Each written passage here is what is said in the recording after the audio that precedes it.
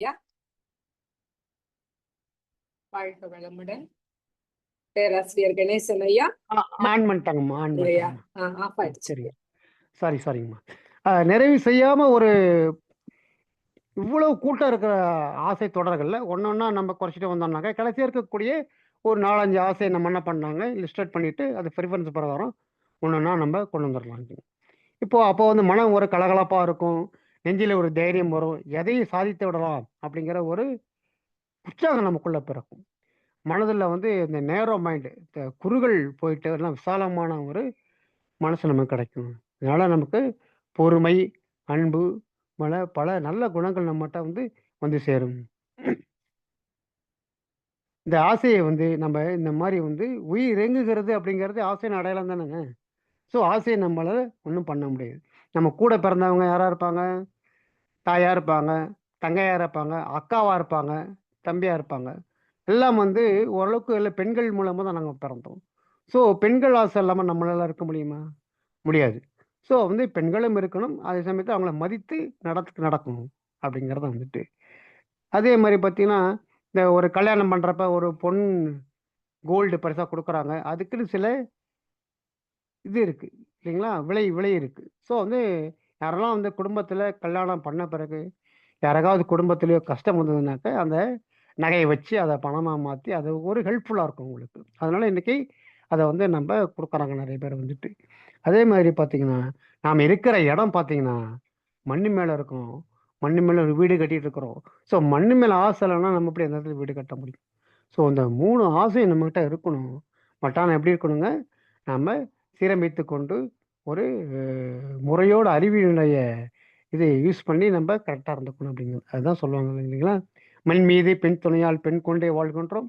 மாற்றுவதே என் 3 ஆசை. மதியுடனே பயன் கொள்வோம்." அப்படிங்கிற மாரி சொல்றாங்க. அதான் அதே மாரி வந்து ஒரு ஆசை இருக்கு அப்படின்னாக்கா, அந்த ஆசை நம்ம சமுதாயத்துக்கு நல்லா இருக்குமா?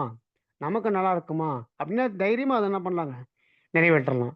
அல்லது வாழ்வில வந்து நமக்கு அப்லிஃப்ட்மென்ட் ஒரு மேன்மை கொடுக்குமா? உயர்ந்த இடத்துக்கு செல்றதுக்கு உதவுமா அந்த ஆசை? அப்படின்னா, அத நம்ம பண்ணலாம். ஒரு ஆஃபீஸ்ல நம்ம வந்து 4ஆம் தர ஊழியரா, 3ஆம் தர ஊழியரா இருக்கிறோம்.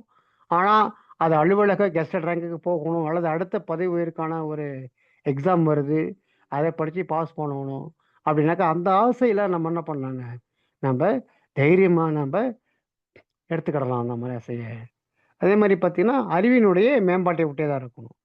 சமுதாயத்தில ஏதோ ஒரு கிரவுண்டோ, ஸ்கூலோ கட்டுறாங்க. அப்படின்னு ஆசை நமக்குள்ளாக இல்லைனாலும் பரவாயில்ல. வேறொருக்கு ஆசை தோன்றினாலும், அதுக்கு நம்மளால முடிஞ்சத நம்மள ஹெல்ப் பண்ணலாம். ஸோ இந்த மாரி ஆசைகள் எல்லாம் நம்ப நிறைவேற்றிக் கொள்ளலாம். ம்.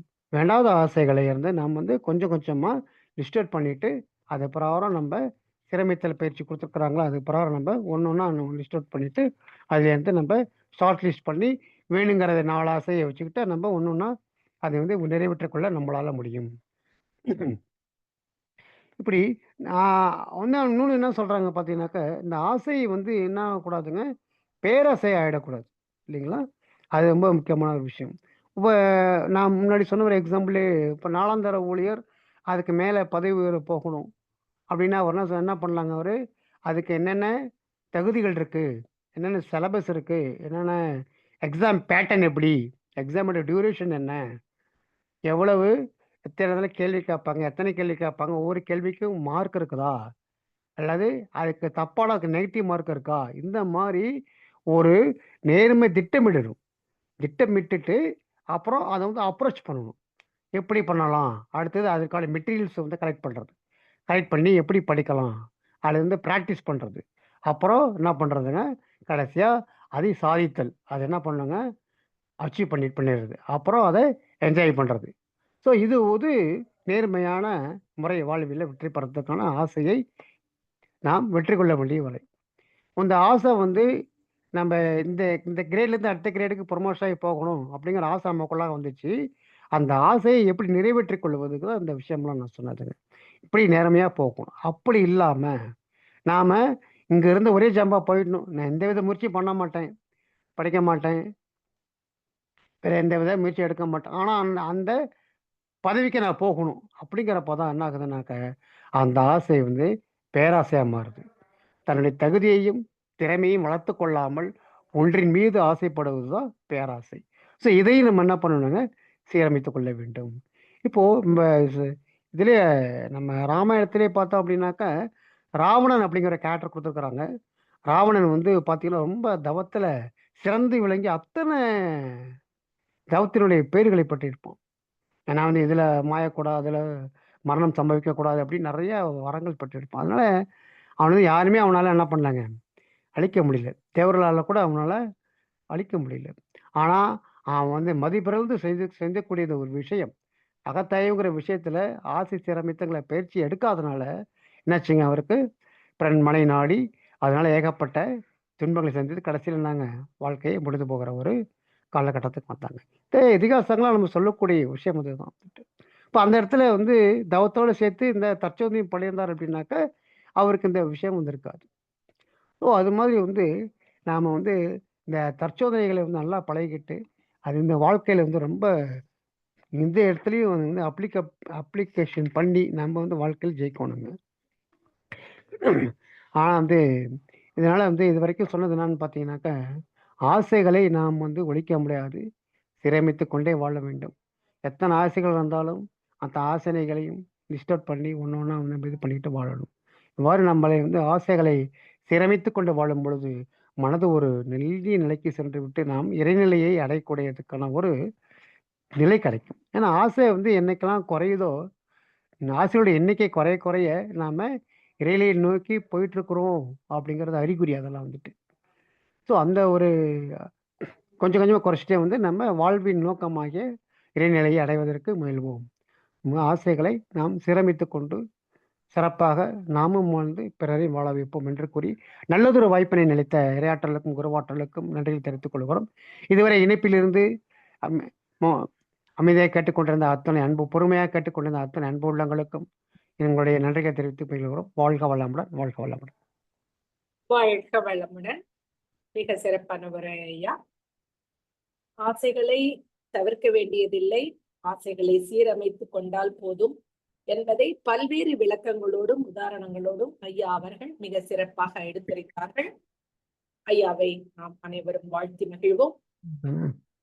பேராசிரியர் அருள்நிதி கணேசன் ஐயா அவர்களும் அவர்களது அன்பு குடும்பமும் அருட்பேராற்றல் கருணையினால் உடல் நலம், நீளாயுள், நிறை செல்வம், உயர் புகழ், மெய்ஞானம் ஓங்கி வாழ்க வளமுடன், வாழ்க வளமுடன் என வாழ்த்தி மகிழ்கின்றோம். வாழ்க வளமுடன் ஐயா. நன்றிமா. வாழ்க வளமுடன். வாழ்க வளமுடன். அன்பானவர்களே, ஸ்கை ஆன்லைன் மெடிடேஷன் தினசரி நிகழ்வுகள் பற்றிய அறிவிப்புகள் இப்போது பார்க்கலாம்.